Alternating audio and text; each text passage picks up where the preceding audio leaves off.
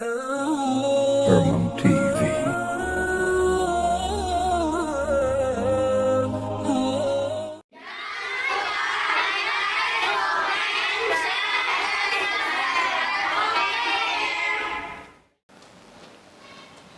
Alhamdulillahi Rabbil Alamin.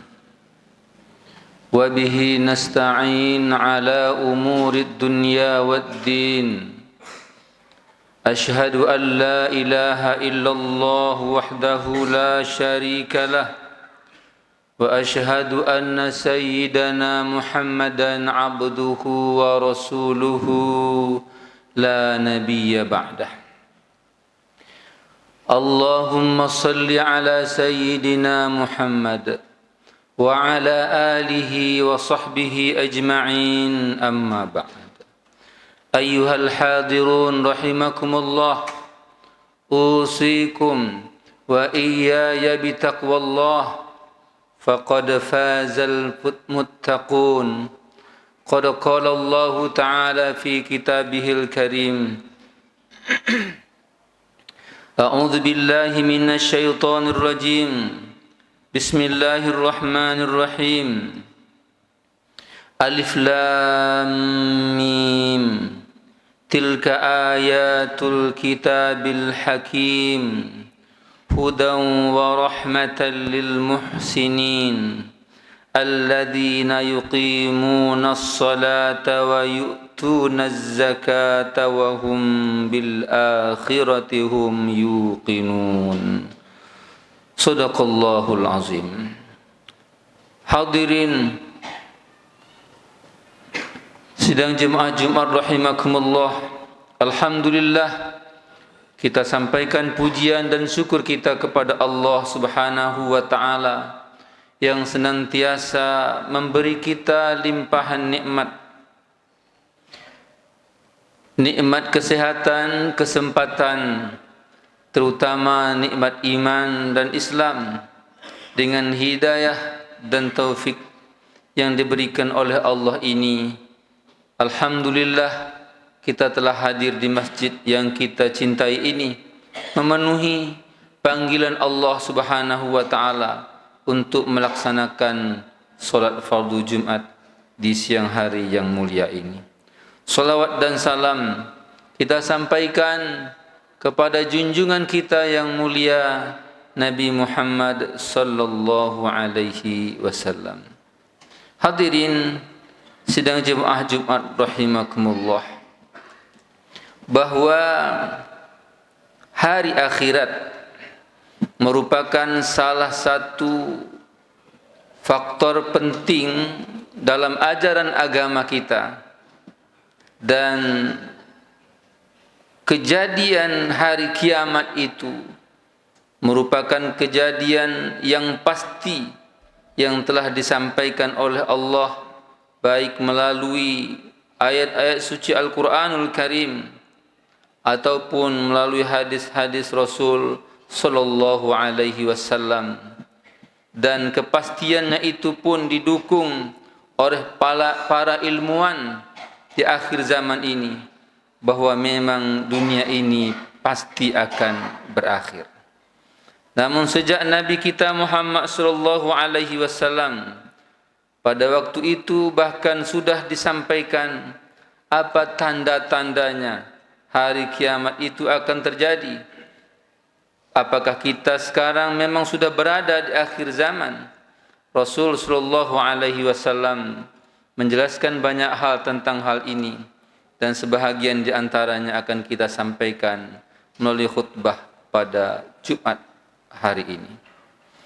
Di antaranya Rasulullah sallallahu alaihi wasallam dalam hadis riwayat Bukhari dan Muslim, Rasulullah sallallahu alaihi wasallam menyebutkan, inna min asyratis sa'ah, bahwa di antara tanda-tanda terjadinya hari kiamat itu adalah, kata Rasul sallallahu alaihi wasallam, an yurfa'al ilmu wa yathbutal jahlu wa yushrabal khamru wa yazharuz zina. Yang pertama, kata Rasulullah, adalah diangkatnya ilmu pengetahuan. Disebutkan oleh para ulama, diangkatnya ilmu pengetahuan ini adalah diantaranya dengan mewafatkan para ulama. Dan kalau kita lihat fenomena yang lain, bahwa para ulama dalam pengertian orang-orang yang memiliki ilmu pengetahuan, tentunya apabila ulama ada, maka ilmu akan menjadi panduan di dalam berbuat, dalam beramal kita sehari-hari. Maka kita juga dapat mengatakan wafatnya para ulama dalam pengertian dilarangnya orang-orang yang berilmu untuk menyampaikan kebenaran. Kemudian dihilangkan atau tidak diberi kesempatan, tidak diberi panggung para ulama dalam pengertian orang yang berilmu itu untuk menyampaikan kebenaran. Jika hal ini yang terjadi, maka syarat yang pertama yang disebutkan dalam hadis ini adalah ayyur fa'al ilmu, diangkatnya ilmu, maka akan terjadilah tanda-tanda hari kiamat itu. Apa akibatnya jika ilmu diangkat oleh Allah Subhanahu wa taala dengan berbagai cara tadi itu? Maka yang terjadi adalah semua perbuatan, tindakan yang dilakukan oleh manusia tidak atas dasar ilmu pengetahuan, tetapi atas dasar nafsu, atas dasar kepentingan-kepentingan, atas dasar keinginan-keinginan. Maka tentu ini akan menimbulkan bahaya besar bagi kehidupan manusia yang berujung pada kiamatnya dunia ini. Yang kedua, kata Rasulullah sallallahu alaihi wasallam, wa yasbutal jahlu. Ini tentu akibatnya kalau ilmu sudah diangkat, tentu yang tersebar luas itu adalah kebodohan. Maka yang menjadi pemimpin orang yang bodoh, yang mewakili kita orang yang bodoh, yang masyarakatnya juga orang-orang yang bodoh, maka akhirnya adalah kebinasaan yang akan terjadi. Orang-orang yang bertindak atas dasar nafsu, keinginan dan kepentingan tentu tidak berharap orang ini menjadi pintar, orang-orang ini menjadi orang-orang yang berilmu pengetahuan. Karena kalau seandainya manusia ini punya ilmu pengetahuan dan bertindak atas dasar ilmu pengetahuan, mereka tidak lagi mendapatkan lahan yang empuk untuk memuaskan nafsu mereka.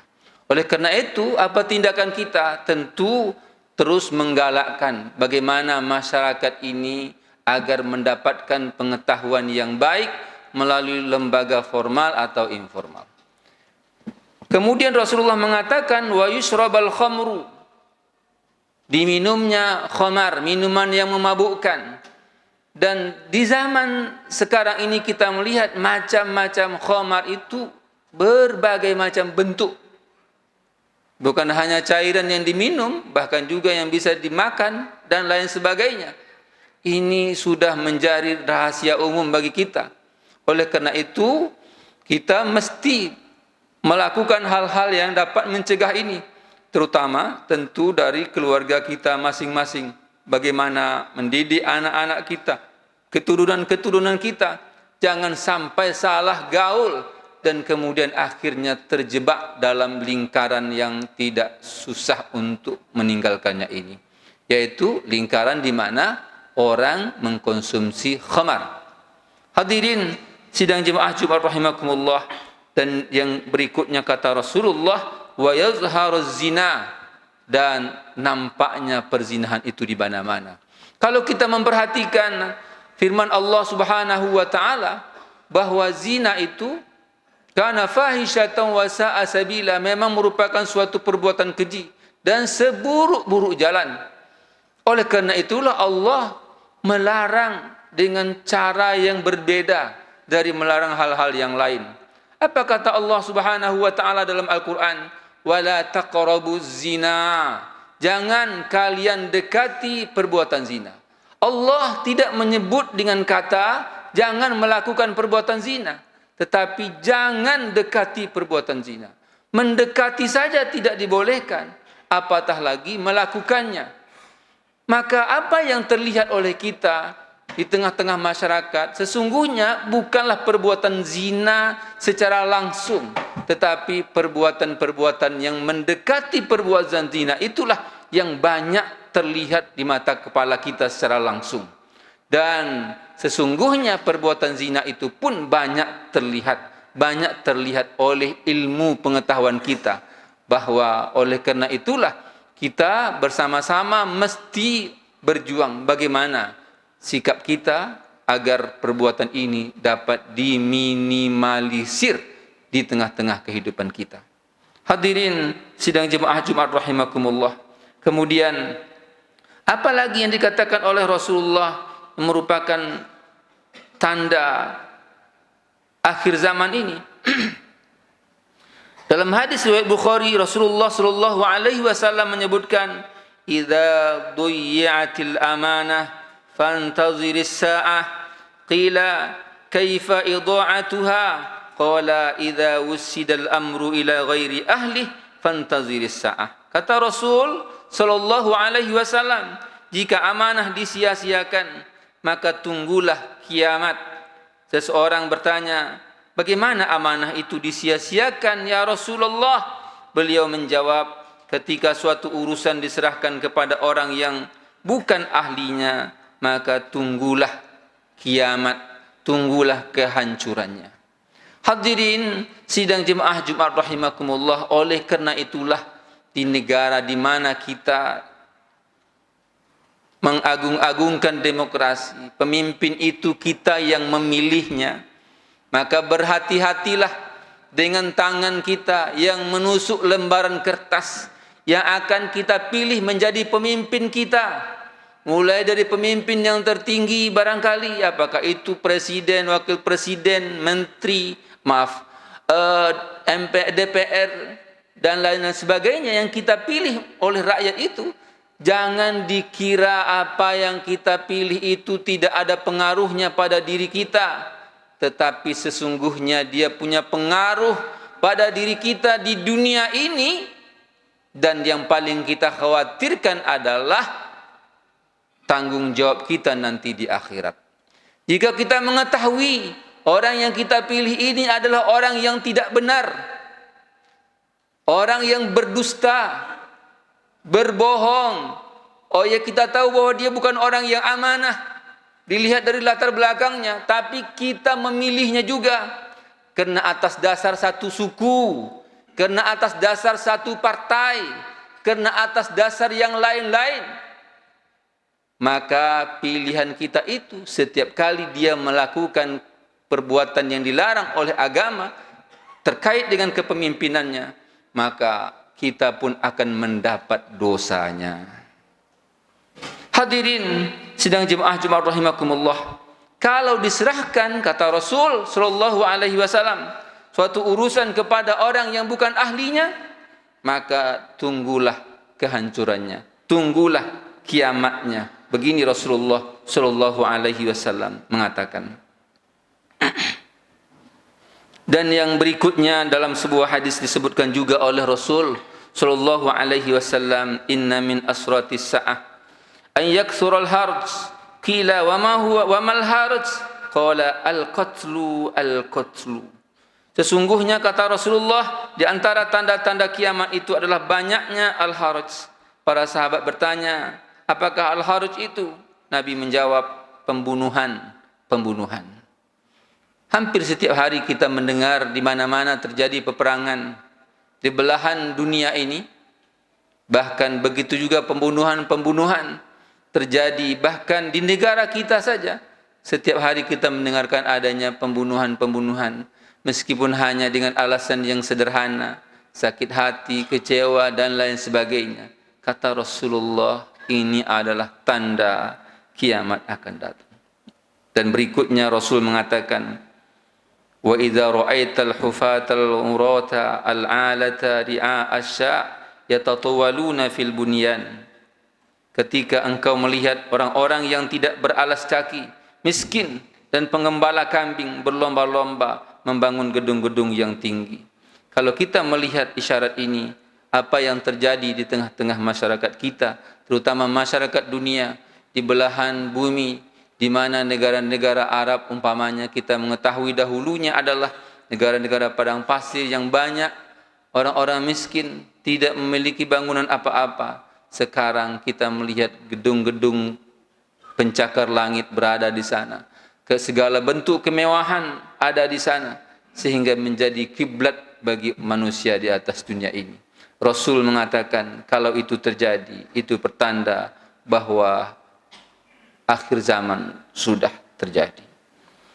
Hadirin, inilah beberapa tanda yang diisyaratkan oleh Rasulullah sallallahu alaihi wasallam, merupakan gambaran bagi kita bahwa akhir zaman itu memang sudah terjadi, bahkan sejak di zaman Nabi kita Muhammad sallallahu alaihi wasallam. Sampai saatnya nanti maka akan datang pula tanda-tanda besar. Hari kiamat itu akan datang. Di antaranya kemunculan Dajjal, turunnya Nabi Isa alaihi salam, munculnya Ya'juj dan Ma'juj, terbitnya matahari dari barat, kemunculan binatang dari bumi, dabbah dan lain sebagainya. Dan jika ini sudah terjadi, itu berarti saat-saat hari kiamat pun akan segera datang. Kita sebagai orang-orang mukmin yang meyakini bahwa memang hidup ini pasti berakhir. Tidak ada satupun di antara kita yang akan kekal hidupnya di atas dunia ini. Dan apa yang harus kita lakukan? Tidak ada kata lain kecuali memperbanyak bekal. Kata Allah, wa tazawwadu, dan berbekallah. Fa inna khairaz zadi taqwa, dan sebaik-baik bekal adalah ketakwaan kita kepada Allah Subhanahu wa taala.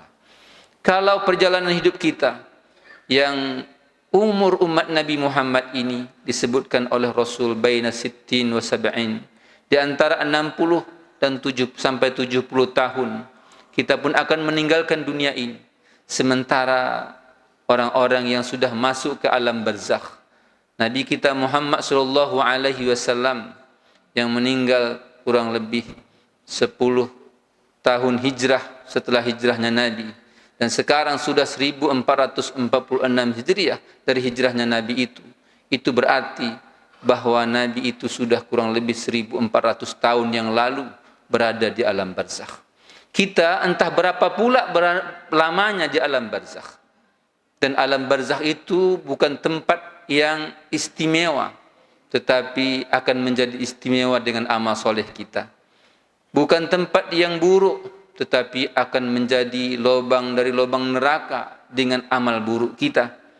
Dan di waktu itu tidak lagi ada beban bagi kita untuk melakukan amal soleh. Kesempatan bagi kita adalah ketika Allah masih memberi kita kesempatan untuk menghirup udara di atas dunia ini. Maka jangan abaikan, meskipun waktu, detik dan menit yang kita lalui, pastikan dia bernilai ibadah yang dapat menjadi bekal bagi kehidupan kita nanti di akhirat kelak. Fa'tabiru ya ulul absar la'allakum turhamun.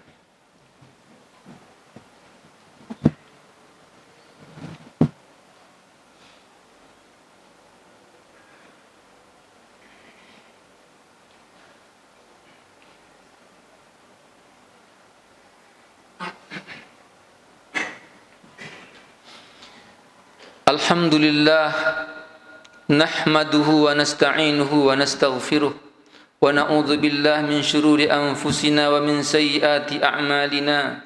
Man yahdihillahu fala mudilla lahu wa man yudlilhu fala hadiya lahu. Asyhadu an la ilaha illallah wahdahu la syarika lahu wa asyhadu anna sayyidana Muhammadan abduhu wa rasuluh la nabiyya ba'dah. Allahumma salli ala Sayyidina Muhammad wa ala alihi wa sahbihi wa mawalah, amma ba'd.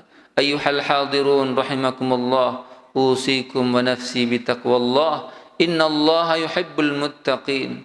Qad qala Allah ta'ala fi kitabihil karim, a'udzu billahi minasy syaithanir rajim, bismillahirrahmanirrahim. Ya ayyuhalladzina amanu taqullaha haqqa tuqatih ولا تموتن إلا وأنتم مسلمون إن الله وملائكته يصلون على النبي يا أيها الذين آمنوا صلوا عليه وسلموا تسليما اللهم صل على محمد وعلى آل محمد كما صليت على إبراهيم وعلى آل إبراهيم وبارك على محمد وعلى آل محمد كما باركت على إبراهيم وعلى آل إبراهيم في العالمين إنك حميد مجيد اللهم اغفر للمسلمين والمسلمات والمؤمنين والمؤمنات الأحياء منهم والأموات إنك سميع قريب مجيب الدعوات ويا قاضي الحاجات اللهم ألف بين قلوبنا وأصلح ذات بيننا واهدنا سبل السلام ربنا آتنا في الدنيا حسنة وفي الآخرة حسنة وقنا عذاب النار عباد الله إن الله يأمر بالعدل والإحسان وإيتاء ذي القربى وينهى عن الفحشاء والمنكر والبغي يعظكم لعلكم تذكرون فاذكروا الله العظيم يذكركم واسألوه من فضله يعطكم ولذكر الله أكبر